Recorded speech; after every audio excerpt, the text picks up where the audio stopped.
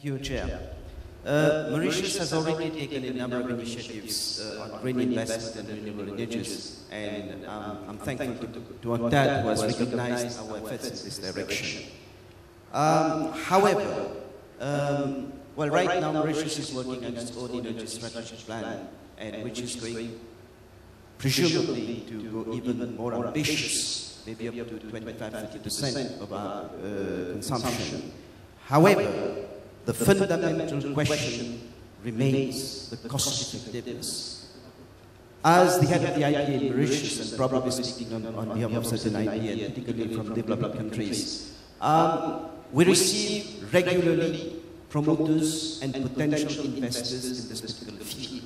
And as I said, the fundamental question to me and to our policymakers remains the cost effectiveness. For instance, we'll talk concretely, as you said earlier yourself. We are already aware of the disastrous consequences of the rise in fuel costs, not to say tsunami consequences on the economy of certain countries. The question is, how will we see the cost of renewable energies as compared, for instance, in the case of Mauritius, fuel-fired and coal-fired, or in our particular case, specific case, we are also doing a combination of coal and bagasse, which is the byproduct of sugarcane. Preliminary estimates of some of the projects submitted suggest that it's going to be at least 5 or 6 times, to be more concrete. Right now, for instance, our cost of the cost which is sold to the consumers is about 0.15 US dollar cents per kilowatt for fuel, and 10 cents, 15 cents and 10 cents for coal fire. And estimates suggest that if we're talking of wind energy, it's going to be 50 cents, and it's going to be solar, whether photovoltaic or other solar system, it's going to be about 65. So how do we reconcile these two? And what would be, despite the fact that what Mr. Srivastava said, that the costs have gone down by 40%, but I'm talking now of ground realities, right? How do we reconcile that? And what is going to be the consequences on the economy and the competitiveness on our goods and services? I think that's the fundamental question. Is there anybody specific you would like to answer? I think my question has been very specific, very specific. No, would you like to pick somebody? I think we have two categories of people. Yes. One from the institutions and one from the specific providers. Mm-hmm. And I think, as Mr. Doakim said, they are certainly business people. They are not certainly people are going to make anything from the social perspective. They're here to make money. Mm-hmm. And I think, as you said earlier in your intervention, but we are asking the fundamental question, how do we reconcile between these two? And this is the fundamental question for us, the IPAs and the policymakers. Okay, I can answer your questions regarding cost. We are presently negotiating 2 PPAs, one in France and one in Chile, at 11 US cents per kilowatt hour. That is your price for coal. So let us meet later on. We can meet is it coal, your there, coal though? prices. But is it achievable there? I mean, my understanding is Mauritius is pretty well endowed with sunshine. So, yes. I wouldn't be taking too many risks in saying that we can meet what we can do in southern France, which is also quite well endowed with sunshine. Obviously, the issue of capital cost is very important. So, and it's not only reducing investment capital expenditures, but it's also financing costs. And how do you reduce financing costs? It's basically reducing risk. And this is some very important thing. And what you're saying is that how do you get these 65 cents? Because you have people making tons of margins and profits and being inefficient in the investment side, and tons of people wanting to make tons of returns, very high returns of investment on that basis. Now, if you become frugal on both sides, and this is really what is at stake, is becoming frugal. This is not something that lots of people are going to make tons of money. It's becoming efficient, ruthlessly efficient in both the development of project the investment and the construction, the operation has to be reliable for at least 20 or 30 years, and the financing. And provided you master these two things, then you get to much lower cost. And that's the essential news today, is that the days of these, why also did you get these prices? Because you were competing with Italy or Germany or France with very high feed-in tariffs and high everything. Now this is a thing of the past. And the good news is all these very high incentives, Spain was one of the first countries to cut them, are gone or just about to go, so that countries like Mauritius, like Morocco, like including the United Arab Emirates can have seized this opportunity to have fully competitive solar power. Not saying that it's easy, but it's just there. Can I just ask you one question? What's the critical mass? What's the optimum or minimum capacity of plant that you're talking in terms of megawatt? We can do that from, say, 1 to 5 megawatts upwards. So it does need to be very big. Obviously, if you want to reach that level on a sustained basis, you need not to have one-off project. It's better to have that as part of a program, multi-annual program of hopefully hundreds of megawatts. So that's why, because you're going to put together infrastructure, etc., that you will need to develop several projects. But unit projects, and we are very much against those huge projects which are now being developed, for instance, in the Western US. Solar is not something that you are going to put in hundreds of megawatts. That's a vision that is linked to a centralized vision. The decentralized vision is more of a community vision, and you have, just like you have waste treatment facilities next to communes, just like you have water treatment facilities, we are talking about this kind of scale. It's better done at a sort of community village or small neighborhood scale, and honestly perfectly fitted for a country like Mauritius. Do you see in your, for instance, in your vision, in your projection, as said by Mr. Srivastava, let's say in the next 5 years, let's say by 2015, how do you see the cost model, as you say, 11 cents, how do you see that with the new technology coming up? Going down another 20, 30, 40%, then it will be half of the cost of coal. And then at that point in time, who in their right mind is going to build a coal-fired plant at twice the cost of solar, while solar is going to be available to everyone? That's why I was saying, you know, this is a sea change in energy policies, and decision makers, wherever they are, should take that into account, because it's going to change everything. And this is not something in the future. And honestly, I can sense a lot of skepticism in some people, and it will be shown we're not the only ones doing that. People at this very time are doing it in Italy and other places where, especially, those tariffs are now being taken off. The Italian government's reduced feed-in tariffs by 50% last week.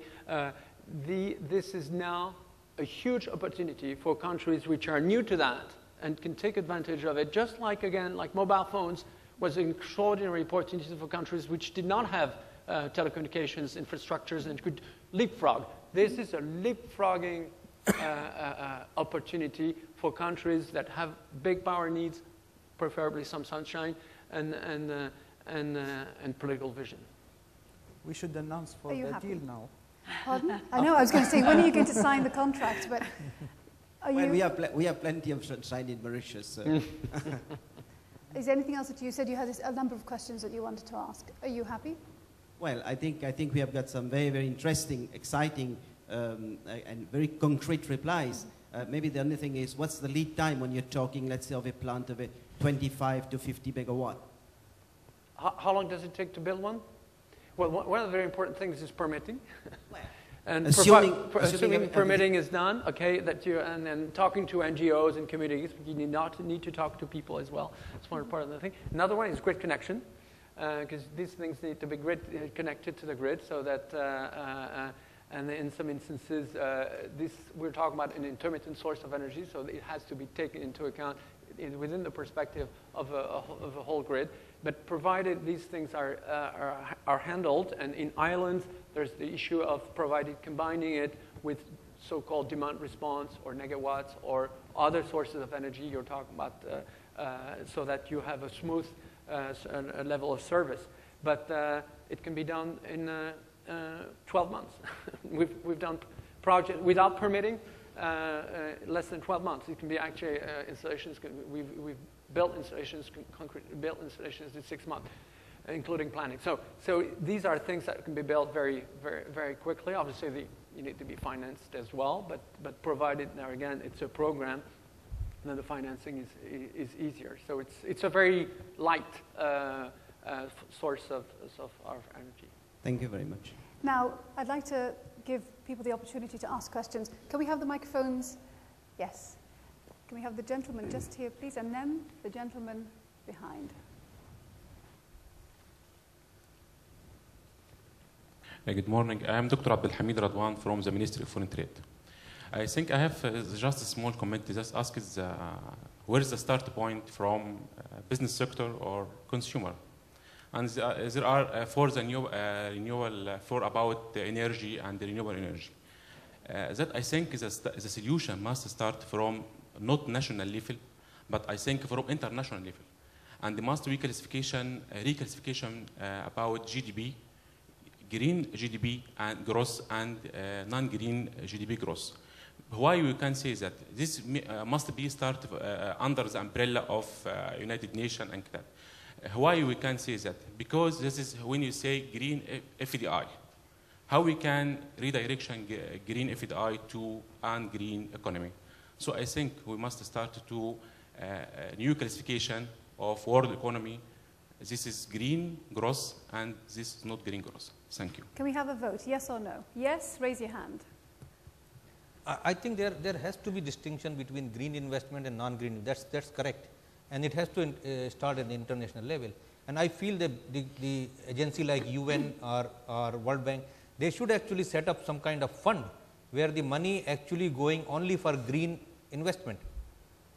Recently, there was a report in some newspaper about World Bank saying that they will not finance any more coal-fired power plants in middle income developing countries. Now, that's a very big step towards converting the future into having a green future. If the World Bank says they will not fund any coal-fired power plants, they are going to save that money. Now, if they can divert that funds into any investment that goes into green technology, that would be a huge achievement. So, there has to be a separate agency and separate kind of distinction what the UN, what the World Bank or other funding agencies are doing, how much they are investing in green technology and how much they are investing in polluting technologies. But not to wait for that to happen, to keep doing what you're doing yes. in Kenya and elsewhere while you lobby for that. The gentleman just 2 rows behind, please. Thank you very much. My name is Raj, and I have a specific question to Mr. Joachim and probably in general to the panel also.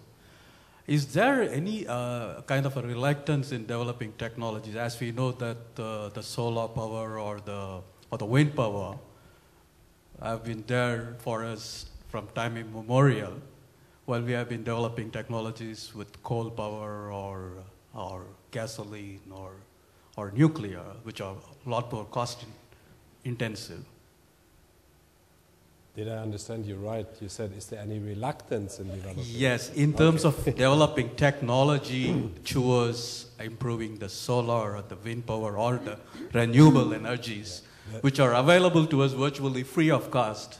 Yeah, there is absolutely no reluctance. In the contrary, our biggest investments actually go into environmental technologies.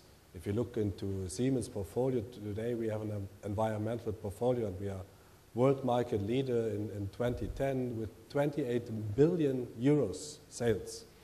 In 2014, we want to make 40 billion euros in environmental technologies. There's absolutely no reluctance because that is the fastest growing business that Siemens has got.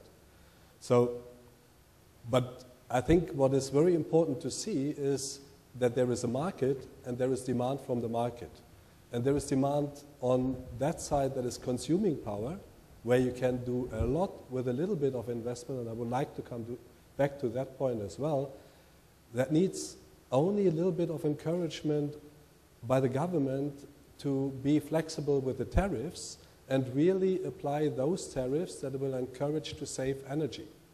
Because if you do that, it will create a lot of investment and it will create a lot of development into new technologies. And reluctance in investing into renewable energy is absolutely not there. On the contrary, I think we are borrowing time. We are borrowing time while we have hydrocarbons that we burn for whatsoever reason. I think we need hydrocarbons for totally different purposes. And I think it is really high time to invest and to encourage into renewable energies. Because the sooner one starts with that, the better it will be. And this is the biggest growing field in our business. Absolutely no reluctance. And you wanted to say something? I would argue that there is reluctance, but the reluctance comes from the risk involved in putting the finances on the table to finance an industry now which is going to start to reap benefits quite a bit further in the future. So if there's any reluctance, it's around the financial side and the risk involved in that. And we have to remember that this is a very young industry. We're learning all the time by making some mistakes about what we've done wrong, what we could have done differently. Perhaps we could have thought about grid connectivity a lot earlier. I know that in some parts of Scotland, there was a lot of building of the entire offshore wind turbines onshore first, and then trying to bring them out to sea and stick them in the water. Really tough to do. We've learned a lot from that. We have to build the pieces separately and ship them out differently. So the reluctance comes from the amount of investment that we're asking public and private sector to put on the table. And we can't, I think we've got to be really clear about that. So it's not all sunshine and roses, but the end game is very, very important, and we have to be able to shoulder those risks and take them forward. So personally, I'm not reluctant, but I do see reluctance in terms of finance. Ethna. My name is Ethna Traynor. And a question particularly probably to Joachim from Siemens, but I believe many of you can pick up on this. A lot of talk about the smart grids. And I know Siemens, I think particularly, has put a lot of effort, energy, probably an investment into that. You talk about wind farms and sort of areas in Scotland where you've more than enough wind and maybe more than enough power been generated out of that. So perhaps you could distribute that power. What is the purpose, indeed, of the smart grids, or how can it would appear it can connect it all and maybe help other areas solve their problems while maybe there's an excess in one area? How is that developing? And maybe Abdullah might want to pick up on that as well, because I believe you're looking here in this region at the concept of smart grids also. Yeah. Yeah, maybe on smart grids, as soon as we want to implement renewable energy into the grid, we somehow have to make sure that we try to adjust the demand and the supply on one level and try to flatten the curve to get out of peaks in demand and peaks that we have supply then. I think this is the biggest challenge. Last year in December in Europe, we have had negative power tariffs, where there was more power due to wind turbines. In the North Sea, there was more power in the grid than could be consumed. So all our friends in Austria, they were very happy. They were filling up their pumping stations as a reservoir and as a storage for energy. Free of charge, and they got even money for that. So this is not a business model that is good for the utility, and is also not too good for the consumer, because at a certain point in time you will have to pay for that. So the idea is to adjust the demand and the supply pattern that it is as flat as possible. And smart grid, and let me give you a simple example. For example, when you leave in the morning, you leave your home, and you turn on your washing machine and you want to have your clothes washed when you come home, then the washing machine starts washing. Now imagine the washing machine does not do that. Imagine it gets a signal from the grid at 3 o'clock in the afternoon when there is wind blowing or when there is sunshine, that there is excessive power in the grid, and now it starts washing. So you can adjust it, but the smart grid will have to get the signals from the washing machine into the power stations at the end of the day. And to combine that, you need a smart grid, a grid that can communicate more than that what it does today. And in order to foster that, I think we have to have tariffs that apply to different times during the day, because that will change the behavior pattern also of people. Because when it's cheaper and you can tell your washing machine, wash in the afternoon, it's cheaper, why don't you do that? If it's the same tariff, you enforce it in the morning. And I think that is where we still have to change behavior pattern, and we have to make a grid smart and intelligent. Did you have something to add? No, I don't want to add anything. They are the specialists in this field. I think one of the challenges that needs to be met with the renewable energy is like wind power. Wind power is generated at will. When the wind is flowing, the wind power is generated. So the grid has to adjust whenever the power is coming from the wind power plant. So grid has to adjust that whether at that time there is a demand or not. That's why we need a grid which can adjust to that. For example, solar has a fixed timings from 5 o'clock or 6 o'clock in the morning till 5 o'clock in the evening. You have solar power, but not in the night. But wind can come any time during the day or night. So that's why we talk about a smart grid and these ideas, because these are technological challenges in the renewable energy sector.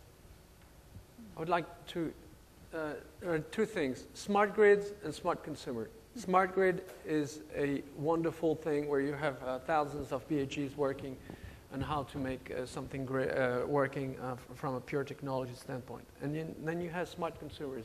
And I think the example you gave is precisely that of smart consumers.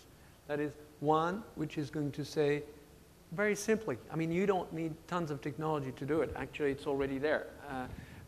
To have these sensors start your washing machine when the sun is shining.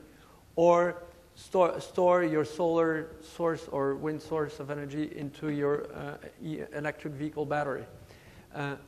We think, in the end, it's also behaviors that need to change. And behaviors change because you have signals, price signals is one of them. Most importantly, because you have information. If you help people by giving them information and try to put it, obviously incentivize them one way or another, but most importantly is to make them aware of these things. And if they're aware that overall, there again, for their community, it makes more sense to use it. It makes more sense for them as well, obviously, but it makes it makes more sense for the community. Then you have a change of pattern. And we believe lots of things need to be done by bringing people together at the relevant level and make them conscious that they're using the same common good, which is the grid, same common good, which is scarce energy resources, and make the best use of them. Just like recycling. Recycling is something which is a behavior. You're bringing tools to the people. You're making them sensitive about why they're doing it, why they should be doing it, and then it becomes something that is a second nature. They're doing it because it's obvious. And this is what we need to work. It's not only technology, it's also working with the people, engaging with the people over the long term. Okay, we're running out of time, so there's one more question. Would you care to stand up, please, so I can get the microphone to you? Is there anybody else who has a question? And then next, Edna, could you please pass it on to them? So yes, please. Yeah, my name is Munir Majdoub. You're on. The status quo of energy is known everywhere with its differences from one country to another. The risk is the approach that can certain countries or authorities see in the green energy or alternative or renewable as being an energy that is going to bring or basically bridge the gap in the shortage. So when those programs are developed, what is the part that is reserved into evaluating those risks? Because the renewable or green energy is not going to cover the needs or the consumption that those cities huge with 3, 5, 6 million demographics will have. Are you talking about in a world where we only had clean, renewable energy? And no, I'm talking about developed countries or underdeveloped countries, if I can use the word here, that are seeing a hope and they're seeing a huge solution to their energy shortage into green energy. And that can be very confusing and can be misleading. So you're saying there won't be enough? Basically. Exactly. Is it going to recover everything? Is it going to be enough? Can we start with you, Ajay? I think what I understood from your question is that if there is an energy short, there are two ways you can use green energy. One is, if you don't have a shortage, you use it for the concern for the future, for the environmental reason. Why would Germany use renewable energy? Why would Germany have such a big program for renewable energy? It's not because they had a shortage of energy, it's because they thought for the future. Now, but the gentleman is saying, if you actually don't have it, perhaps, and you want to build for the future, why would you look to green energy, renewables, as your solution? As I explained a little earlier, if you have shortage of energy in a country, it's a very country specific thing. If you have a shortage of energy in a country, but the whole country is not connected by the grid. Now you want to generate energy where there is a remote area. Now, you generate here and you transmit it there. You have transmission losses, you have expenses of grid infrastructure.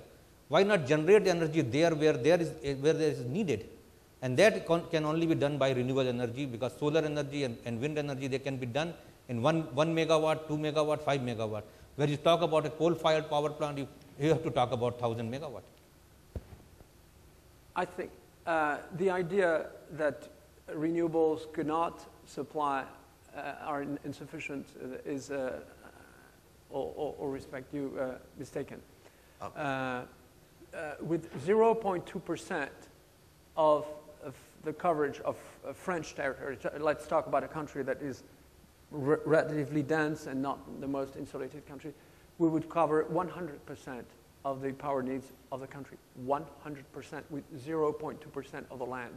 So, and that includes, and we could very well do that on rooftops. So the issue of the resource is huge. If you take the example of Morocco, it's less than 1,000th of the land which would be necessary to cover 100% not only of the power but the whole energy needs of the country. So the resource is there. The only issue is how you harness it and convert it both economically and technically, especially on these grid issues. But it's just there at hand. So it's and the issue of how can we supply cities with 5 or 6 million people with solar? Not necessarily with rooftops on top of every single skyscraper, whatever, but you can have installations around the cities. Just honestly, as you don't have nuclear power plants in the middle of cities. I mean, that has not been done. So nuclear power plants and other plants are 50, 60, 100 kilometers away from these large cities. Certainly could have windmills or solar installations at that distance, but also on those rooftops. So the issue of supply of energy is certainly not an issue, even with today's technologies. Okay. Yeah, but what about the capital cost to drop in ahead to get all those infrastructures to produce, distribute, and harness that energy for mega cities, for instance? Is it the same capital cost comparable to the existing network? It is. Well, I'm sorry. Because that's the major problem for those countries is the budget, sure, and the investments and providing the public service. Now you're asking another very important question: is how do you finance that? And it's true that solar, for instance, is highly capital intensive. We need $12 of investment for $1 of power sales versus 3 in wind and 2 in gas. Hugely capital intensive. With a life cycle? With a life cycle of 30 years. But nearly no investment for 30 years. So it's a very worthwhile investment. Obviously, the upfront cost, investment cost is big. Now, what you need in that case is a workable business model, i.e. a power purchase agreement, I mean, to be very concrete, a power purchase agreement with the utility or a power off-taker which is credible. And honestly, we've raised 400 million euros on that basis, and we intend to raise billions, and provide these financing. So when we talk to a country or a region, we're saying, if I may say, money is not a problem, provided we have the right contract and we have the right buyers at the right price. And obviously, if the right price we need is 5 times more than the actual price, then it doesn't work.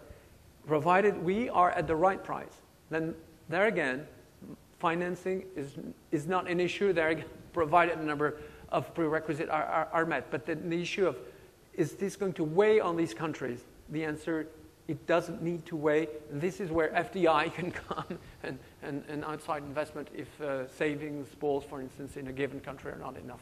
Right. Thank you very much for your answers. And the gentleman just over here. My question is, a lot of the discussion has been around the infrastructure, but we haven't touched in any way at all on the softer aspects, the skills that are required to put in the infrastructure, to do all the research and development. My question is are the skills there?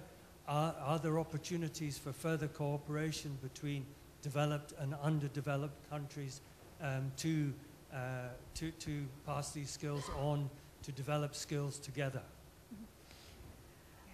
You partly answered this question earlier on, to do with technical skill, essentially. Would you like to pick up? I think it's as you rightly said, the point of having the right skills at the right time available is a crucial one. And we are facing that, particularly in Germany, we're facing that we are lacking a lot of engineers who will run into this kind of business, into environmental technologies. Therefore, I think it needs cooperation. It needs cooperation between the industry and the governments to develop those skills. And not only in the developed countries, but also in the countries, for example, here in the Middle East, where actually the companies and also the governments will have to invest to educate, train, and get those people into the industry. It is a fast-growing industry. It is maybe not that popular as it should be, but it will become very popular, and I think there is a lot of room for cooperation that is required. Yeah, I think it's a really important point, and you're absolutely right to raise it. I think there's two things there. One is about